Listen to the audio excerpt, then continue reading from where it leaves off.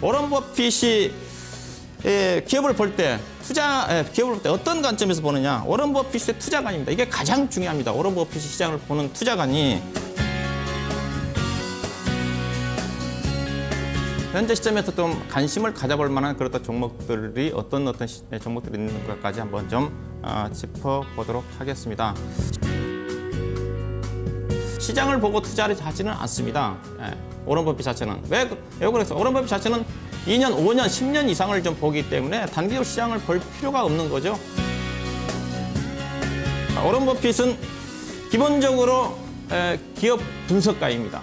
하기 어려운 시장 분석에 집중하기보다는 그보다 범위를 좁히면 확률이 높아진다는 거죠. 시장 분석을 틀리고 산업 분석을 틀린다 하더라도 기업 분석만 잘하면 수익을 낼 수가 있다는 거죠. 워런 버핏이 그럼 ROE를 얼마짜리 사느냐? 최소한 12% 이상, 15% 이상 ROE가 되는 기업을 선호를 한다. 워런 버핏은 기업을 산다는 겁니다. 즉, 단순한 시세 차익이 아니라 그 기업을 통째로 인수해가지고 내가 CEO가 되겠다. 워런 버핏 시각에서 왜 우리 증시가 못 가는지, 투자 매력도가 좀 어느 정도가 좀 되는지 그 부분도 한번 좀 짚어 드리려고 좀 합니다.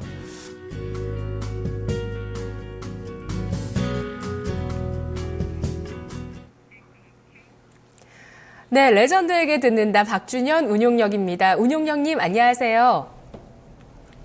네, 반갑습니다. 박준현입니다. 네, 워런 버핏식 가치주 투자 이걸로 지금 이제 뭐 지금까지 사실 토마토 TV에서 활동하시면서 이런 가치주 투자로 좋은 성과를 거둬주고 계시는데요.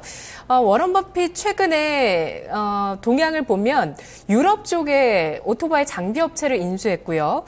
또 처음으로 유로화 채권을 발행한다.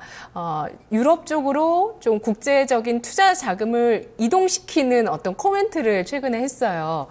이런 것들이 좀 투자자들 가슴을 두근거리게 하지 않았을까라는 생각도 듭니다. 왜냐하면 유럽 쪽 경기가 개선돼서 좀 한 축을 담당해줘야 또 글로벌 경기도 좋아지고 우리 기업도 좋아질 테니까요.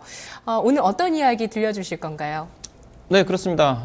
이제 워런 버핏이 이제 시장을 전망하는 대신에 개별 기업들의 주식에 대한 워런 버핏이 가지고 있는 종목들이겠죠. 종목들에 대한 가치 판단을 가지고 주가의 어떤 시장의 과열이라든가 그다음에 내각되는 부분 자체 저점을 예상한다고 그랬죠. 그래서 워런 버핏이 최근에 이제 연례 보고서를 좀 발표를 하면서 미국 시장에 대한 약간의 어떤 경계감을 나타내는 그런 어떤 연례 보고서를 발표를 했다고 그랬습니다.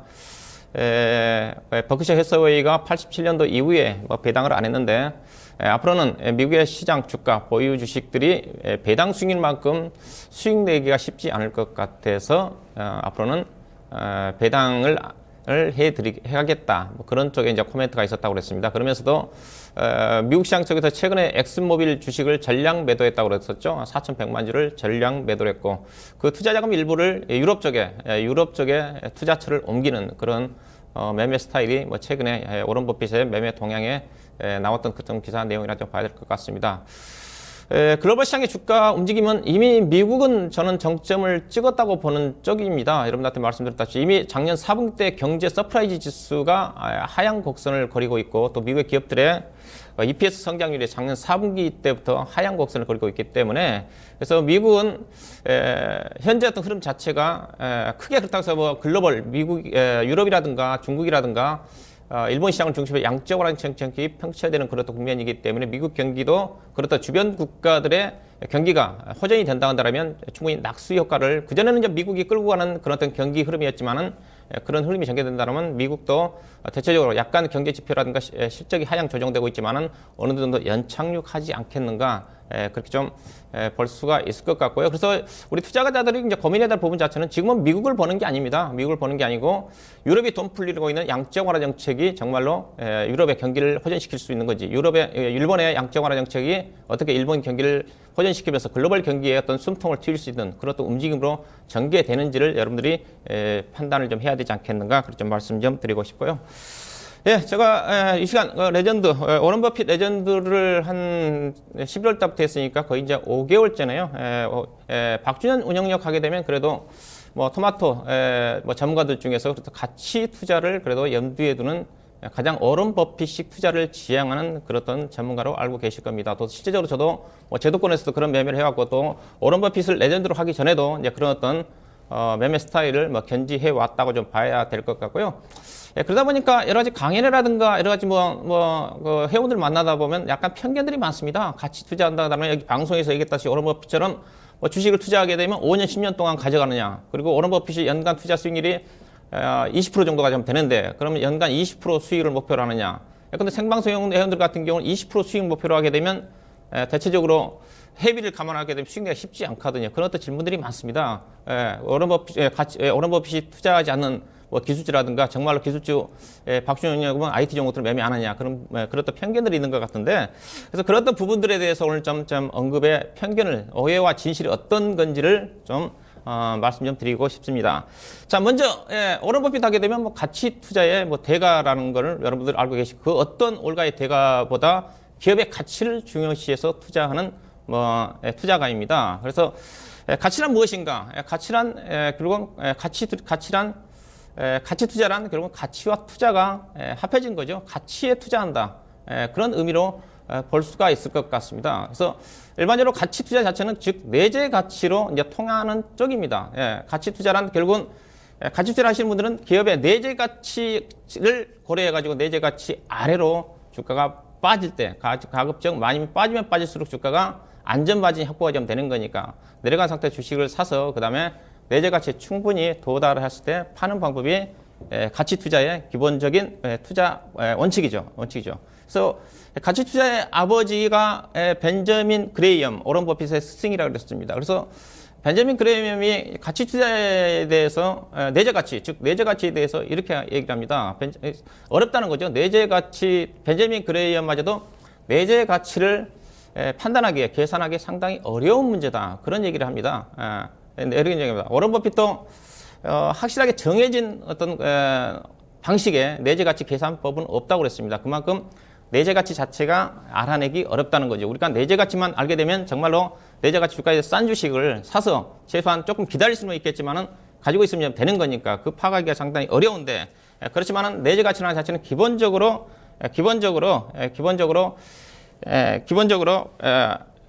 보게 되면 기업의 자산 가치와 그다음에 수익 가치, 그다음에 브랜드 가치를 가지고 우리가 기본적으로 내재 가치라고 얘기를 하죠.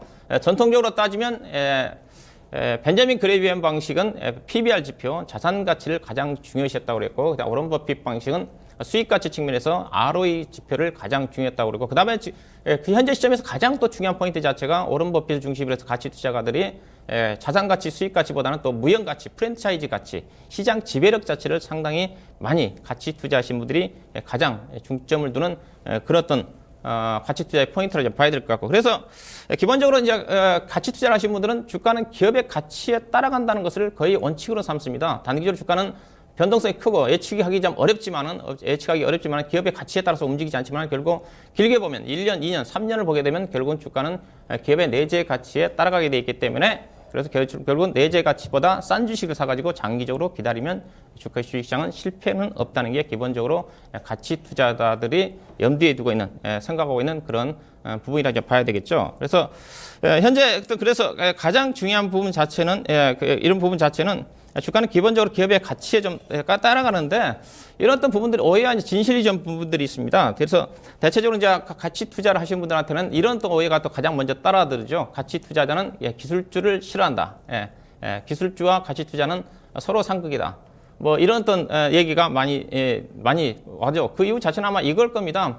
워런 버핏이 1999년도죠. 미국의 나스닥 시장이 급등을 좀 하면서 5,000포인트 도달할 때 IT 좀 급등을 좀 할 때도 그때도 워런 버핏은 기술주를 투자하지 않았었죠. 왜?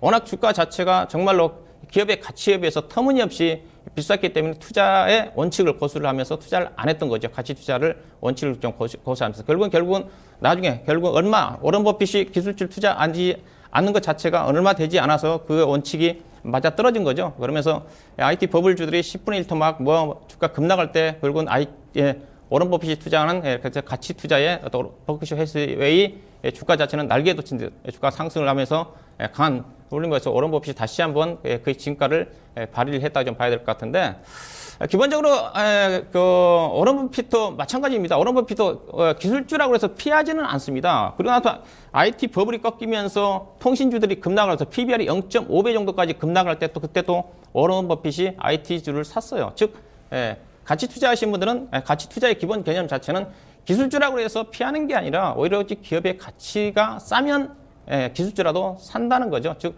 가치 투자하는 자체는 헐값에 사서 제값에 판다는 것이 가치 투자에 올리기 때문에 그랬던 부분들이 뭐 오해가 진실이라고 좀 봐야 될 것 같고, 다만 기술주를 오런 버핏이 투자하는 이유 자체는 기본적으로 가치 투자하신 분들은 미래에 예상되는 현금 흐름 자체를 예상을 좀 해야 되는데 그 부분 자체가 기술의 변화에 따라서 워낙 기술적인 변화가 크기 때문에 예측하기 어렵다는 측면이 가치 투자를 하신 분들이 좀 피하는 그런 부분이라고 좀 볼 수가 있는 거고, 역사적으로 보면 기술주는 상당히 또 변동성이 큽니다. 우리나라 기술주를 여러분들 생각해 보시면 2010년도 글로벌 금융위기 2008년도 이후에 지금 주가가 상승하는 주식은 딱 제가 보기에는 두 종목밖에 없습니다. 대형 중에서 삼성전자하고 하이닉스밖에 없는 거죠.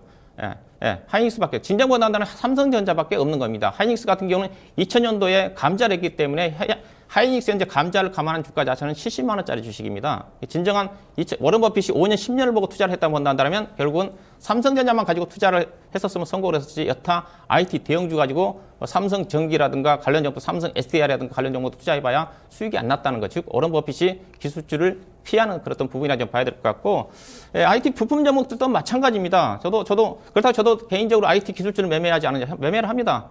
근데 저 같은 경우도 2013년도에 IT 부품주, 스마트폰 부품 종목들을 매매를 많이 했어요. 근데 그 당시 종목 쪽에서 수익을 좀 많이 내고 나왔지만 지금 입장에서 보면 관련 종목들이 5분의 1 토막, 거의 50% 빠진 종목들이 많습니다. 즉 IT 기술주들은 장기 투자 대상은 아니라는 게 워런 버핏의 시각인 것 같고, 그런 부분들이 현재 주가 수준에서도 나온 게 아닌가. 코스닥 시장도 마찬가지입니다. IT 부품 종목에서 지속적으로 상승한 종목들이 없는 것 같아요. 그 이유 자체는 IT 기술주들이 기술의 변화에 따라 상당히 변동성이 크다는 관점에서 장기 투자하시는 분들한테는 기술주가 맞지 않다는 게 그런 오해가 나온 게 아닌가 봐야 될 것 같고요. 그 다음에 두 번째는 가치 투자자는 경기 민감주를 싫어한다. 경기 민감 싫어한다. 이 부분 자체는 아마 이렇게 봐야 되겠죠. 경기 민감주와 방어주. 민감주를 싫어하는 게 아니라 방어주를 좋아하는 거죠. 그 부분 자체도 변동성이죠. 경기 민감주 같은 경우는 경기 변화에 따라 상당히 시적인 변동성이 크지만은 방어주 같은 경우는 안정적이고, 그리고 가치 투자들이 예상하고 있는 향후의 미래 현금 흐름 자체를 예상을 할 수가 있기 때문에 투자하는데 좋아한다는 거. 그리고 가치 투자자들은 지속적으로 소비가 되는 쪽에 어떤 소비적 신앙적인 그런 업종을 좋아합니다. 그렇던 부분들이 가치 투자의 어떤 경기 민감주를 좋아하는 그런 부분이라 좀 봐야 될 것 같고, 우리나라 같은 경우는 상당히 경기 민감주들이 실적의 변동성이 상당히 큽니다. 우리나라 수출 기업들이 거의 대외적인 의존도가 크다 보니까, 그래서 상대적으로 미국보다는 워런 버핏이 매매하고 있는 미국보다는 국내 경기 관련 종목들 시장이 상당히 변동성이 크기 때문에 아직까지는 국내 경기 관련 대형주들이 어떤 장기 투자하는데 조금 그런 부분이 불리하게 좀 작용한 게 아닌가. 즉 경기 민감주를 선호하는 부분 자체는 실적 안정성에서 유리하기 때문에 마음 놓고 중장기적으로 투자하는데 경기 민감주가 유리하다는 부분 자체가 올해 좀 나온 게 아닌가 봐야 될 것 같고요. 그 다음에 이제 가치 투자자는 중소형주만 좋아한다. 뭐 그런 어떤 편견이죠. 그런 부분이 전개될 수 있는 부분 자체는 충분히 이해가 될 수 있는 것 자체는, 일반적으로 가치주라는 것 자체는 저평가 시장에서 소외를 받는 종목들이 많습니다. 근데 일반적으로 대형주 같은 경우는 삼성전자라든가 현대차라든가 관련 종목들은 지속적으로 담당 애널리스트들이 기업 탐방을 통해서 업데이트가 되기 때문에 그 기업들이 즉각 시장에 반영이 되었죠. 다 눈뜨고 정말로 주목하고 있는 게 삼성전자, 현대차이기 때문에. 그렇지만은 시장에서 주목을 안 받는 중소형 종목들 같은 경우는 소외돼서 가치가 저평가된 종목들이 상당히 많죠. 그러다 보니까 중소형 종목 쪽에 가치주가 많이 부각될 수밖에 없습니다. 저도 이제 제가 여기 토마토 오기 전에 증권회사 있을 때 주식운용팀에 있었고 애널리스트 활동을 했었는데, 제가 그 증권회사 사정을 알거든요. 증권회사 애널리스트들이 요즘 중소형 종목들에 대한 카바를 거의 안 합니다. 대형 주식, 업종 대표적인 종목 위주로 해서 카바를 하다 보니까 중소형 종목들이, 괜찮은 종목들이 시장에서 소외된 종목들이 많습니다. 근데 그런 또 종목들이 이제 가치 투자들이 발굴을 하다 보니까 아무래도 그런 또 종목들이 상당히 소외된 종목들이 중소형 종목들이 많기 때문에 그런 편견이 나온 게 아닌가 봐야 될 것 같아요. 기본적으로 가치 투자하시는 분들은 대형주와 중소형주를 가리지는 않습니다. 오로지 주가의 가치만을 본다고 봐야 될 것 같고, 저도 개인적으로 최근 들어서는 중소형주 매매를 많이 하는 스타일인데, 저도 글로벌 금융위기 때 2008, 9년도 저는 거의 대형주 갖고 매매했었습니다. 종합주가지수 1000포인트 아래일 때, 그 당시에는 현대제철, 삼성 엔지니어링, 그 다음에 뭐 관련 종목들, 효성이라든가 관련 종목들이 주가 워낙 쌌거든요. 그렇지만 2012년도, 13년도 이후에는 저 개인적으로 대형주 자체가 그렇게 개인적으로 썩 밸류에이션 자체가 매력적인 종목들이 안 보이는 것 같습니다. 실제로 대형주가 못 가고 있죠. 작년에 제가 방송을 통해서 유일하게 제가 오프라인에 추천해 드렸던 종목은 한국전력 36,000원, 그 다음에 LG이노텍, 그 다음에 대한유화, 그런 정도 유지적인데 제가 판단하는, 물론 제 판단일 수도 있겠지만 대형주가 아직까지는 개인적으로 가치 투자 입장에 본다면 아주 썩 매력적인 종목이 없기 때문에 아직까지 중소형 종목들 중심의 어떤 관심이 가치 투자에 많이 쏠려져 있는 게 아닌가, 그렇게 좀 볼 수가 있을 것 같고요. 그 다음에 이제 편견이 무조건 가치 투자는 장기 투자를 해야 된다, 이런 부분이죠. 장기 투자를 해야 된다. 워런 버핏이 이제 5년, 10년을 보고, 막 길게는 30년을 보고 투자한다 그러니까 뭐 그런 쪽인 것 같은데, 기본적으로 장기 투자가 수익을 내는 거는 맞는 것 같습니다. 그렇지만은 기업의 가치 자체가 어느 시점에 도달될 수가 있는가를 우리가 판단하기 어렵다는 거죠. 즉, 사자마자 주가가 올라가면 정말로 그게 금상첨화죠. 그렇지만 그게 쉽지 않는 거죠. 뭐 기술적 지표상으로 매매 타이밍을 잘 잡는다는데, 정형적으로 기술적 지표 가지고 정말로 매매 타이밍 잡기가 쉽지는 않는 거죠. 특히 개인 투자가들 같은 게. 그래서 가치가 어느 정도 도달할 수가 없기 때문에 장기 투자를 하는 거고, 그리고 장기 투자 자체가 여러분들하고 착각을 하시면 안 됩니다. 개인 투자가들이 원치 않게 장기 투자하는 경우가 있거든요. 예컨대 OCI 주가 40만 원, 50만 원 사가지고 서울 반도체 5만 원에 사가지고 주가 물리니까 그거 장기 투자 아니거든요. 본의 아니게 장기 투자가 된 거죠. 그렇지만 여기 가치 투자라는 분들이 길게 보고 투자하는 부분 자체는 분명히 다르다는 거죠. 그리고 장기 투자하는 이유 자체가 이렇습니다. 투자 수익의 80에서 90% 정도는 보유기간으로 따지면 2%에서 7%, 70% 정도의 발생을 한다는 거죠. 즉 언제 주가가 급등할지 모른다는 겁니다. 가치 투자는 주가 자체를 행보를 하다가 시장의 모멘텀이 부각되면 빠르게 주가가 단기간에 거의 2년, 3년 동안 주가가 행보했던 부분 자체가 단기간에 100% 올라간 종목들이 많거든요. 대표적으로 최근에 이 시간에 언급해드린 종목들이 사저산업 같은 게 그런 경우죠. 거의 3만 원, 4만 원 정도 머물러 2년, 3년 동안 머물러 있다가 단기간에 주가가 4만 원대에서 8만 원 정도 올라갈 때는 불과 한 달도 채 걸리지가 않는다는 거죠.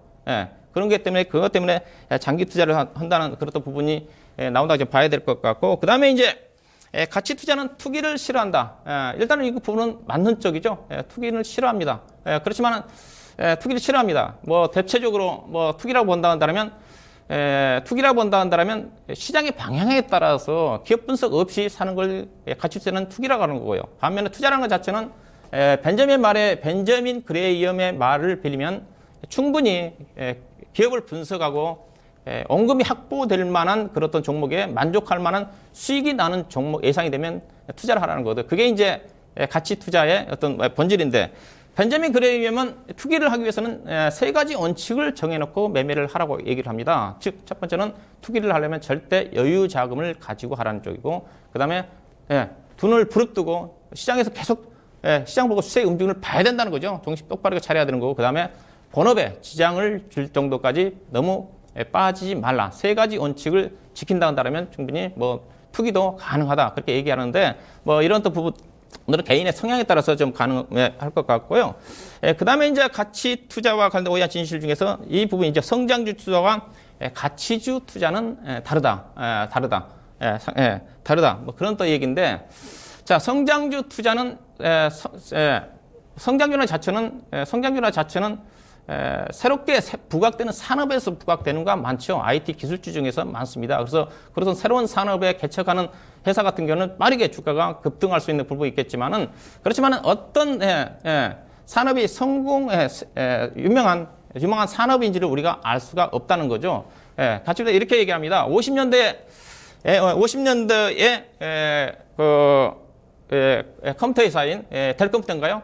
텔컴퓨터 회사가 50년대부터 상당히 본격적으로 주가 성장성이 부각됐는데, 그 당시에 미국에 있는 펀드 118개를 조사해 보니까 정말로 큰 성장 산업임에도 불구하고 2년 후에 펀드를 조사해 보니까 델컴퓨터가 펀드에 포함된 비율 자체는 0.5%밖에 지나지 않았다는 거죠. 그렇게 성장해서 큰 산업에도 불구하고 그 당시에서 올가에서도 델컴퓨터가 그렇게 성장할 줄 몰랐다는 겁니다. 즉 고성장 산업 자체는 시간이 지나야 알 수가 있는 거고 개인 투자가 특히 개인 투자 같은 경우 이미 주가가 한참 올라가고 난 다음에 성장성이 있는 회사라는 걸 알 수가 있다는 거죠. 대표적으로 네이버 같은 경우 그런 거지 않습니까? 외국인들은 먼저 알아가지고 30만 원대에서 70만 원 정도가 끌어올렸지만 개인 투자가들이 70만 원대 사가지고는 주가 수익이 안 나는 거죠. 예.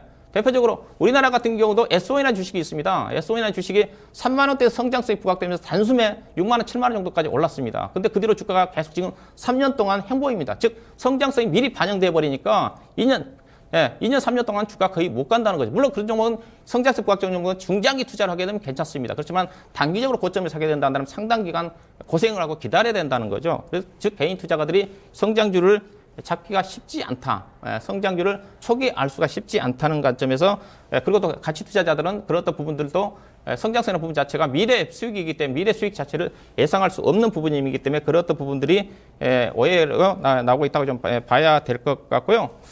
봐야 될 것 같고 그래서 좀 추가적으로 여러 가지 부분들이 있죠. 가치 투자하신 분들인 코스닥 시장은 코스피 시장 위주로 매매를 한다. 그런 어떤 오해와 진실이 있는데 저에 대해서도 잠깐 제가 오해와 진실이 있으면 저는 기업의 가치를 가지고 투자를 하고요. 대신 또 장기 투자하지 않습니다. 저도 저는 개인적으로 오른법이 5년, 10년 투자한다 그러지만은 저도 개인적으로 제가 장기라고 생각하고 있는 부분 자체는 3개월, 6개월 정도 우리나라 현실에 맞게 투자가 현실에 좀 맞게를 하는 거고 저도 중소형주만 투자한다는 자체는 중소형주 위주로 투자를 하지만은 대형주 중에서 싼 종목들은 매매합니다. 그래서 매매하고. 근데 저는 대표적으로 경기 관련 종목 중에서 가치주라고 보고 있던 게 대한유화였거든요. 대한유화는 여러분들 지속적으로 얘기했던 부분 그런 종목들. 그다음에 손절매를 저는 하지 않는다 얘기를 하는데 저는 기본적으로 기업의 가치가 있는 종목들을 추천하고 저는 포트폴리오를 안정적으로 구성하기 때문에 20% 이상 매매를 하기 때문에 저는 가급적 또 손절매를 안 하고 또 가급적 투자 원칙에 손절매가 필요한 종목들은 또 여러분들한테 방송이라든가 그런 데 또 실전에서도 매매하지 않습니다. 그리고 수익률 목표가 이렇게 얘기를 합니다. 요즘 가치 투자 펀드 수익률 목표가 오른법부터 20%라고 했으니까 그러면 저도 1임 서비스를 이제 3월 달부터 하고 있는데 그럼 1임 서비스 수익 목표가 1년 동안 20%입니까? 안 되죠. 안 되죠. 저는 일반 실전에서 생방송 수익률도 목표도 마찬가지고 기본적으로 저도 1임 서비스 시작하고 있는데 3개월 동안 최소한 3개월 이내에 20% 이상을 수익을 목표로 해서 하고 있다. 이런 어떤 부분들이 제가 가치 투자를 하다 보니까 약간 오해 섞인 그런 어떤 부분으로 나오고 있는 게 아닌가 봐야 될 것 같고요. 자, 오늘 한마디 하고 좀 마무리 짓도록 하겠습니다.